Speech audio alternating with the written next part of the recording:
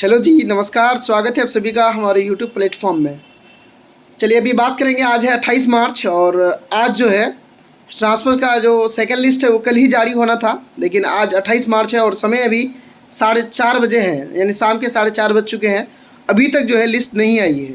अब आगे लिस्ट आ जाए वीडियो बनाने के बाद, अपलोड करने के बाद, वो एक अलग मामला है। चलिए बात इस पर करेंगे। ट्रांसफ़र की जो लिस्ट है ये महिलाओं के लिए है और जो दूसरे ज़िला में पदस्थापित पति है उनके लिए ये लिस्ट जारी होने वाली है। चलिए सवाल ये नहीं है कि लिस्ट क्यों नहीं आया।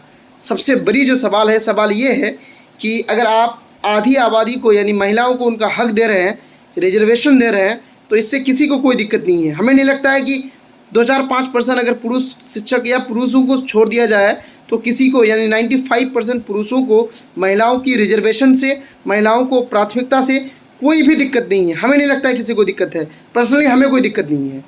लेकिन जब बात पुरुषों की आती है तो पुरुषों को उनका जो है हक जो है वो भी क्यों नहीं दिया जाता है।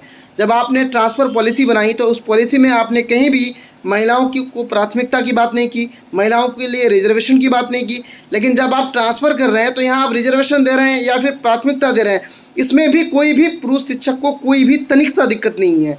कोई भी पुरुष शिक्षक ये नहीं कह रहा है कि महिलाओं का ट्रांसफ़र नहीं होना चाहिए। ठीक है, आपने पहले ट्रांसफ़र करना चाह रहे हैं, पहले ट्रांसफ़र कर दीजिए, लेकिन आप पुरुषों को भी ट्रांसफ़र कीजिए। पुरुष जो है महिलाओं से ज़्यादा दूरी पर पुरुष है और ज़्यादा संख्या में है। और आप जब आपने उनकी अप्लाई लिया है तो अब आपने वहाँ भी देखा होगा। और दूसरी सबसे बड़ी बात कि आप ये बताइए कि अपने ही ज़िले में कोई ऐसे भी शिक्षक हैं, चाहे वो पुरुष हो, ये महिला हो, दिव्यांग हो या पति पत्नी में जो भी आवेदन किए हैं, अपने ही ज़िले में पदस्थापित शिक्षक हैं, उनकी दूरी जो है 120 किलोमीटर 125 किलोमीटर तक है। ऐसे ऐसे ज़िला है जिनकी एक छोर से दूसरे छोर की दूरी 150 किलोमीटर तक है। तो आप अपने ज़िले में जो है आप प्राथमिकता तो उन लोगों को दे ही रहे हैं और साथ में बोल रहे हैं कि अपने ज़िले में ट्रांसफ़र जो है बाद में देखा जाएगा, डीओ के हाथ में, डीपीओ के हाथ में देंगे। आप कब देंगे? अगर आपको ट्रांसफ़र आप जब पॉलिसी बनाई तो तब आपने ऐसी कोई भी शर्त नहीं रखी। आप लॉलीपॉप ट्रांसफ़र का सबको दे के पीछे हो रहे हैं। ठीक है, आप महिलाओं की ट्रांसफ़र कर दीजिए, लेकिन साथ साथ पुरुषों की भी ट्रांसफ़र कीजिए। और सबसे बड़ी बात कि जो लोग ज़िला में अप्लाई किए हैं, सेम ज़िला में, उनकी भी तकलीफ़ को समझिए। वो भी 80 किलोमीटर, 90 किलोमीटर, 120 किलोमीटर, 150 किलोमीटर तक है। उनके ट्रांसफ़र पर भी ध्यान दीजिए महाशय।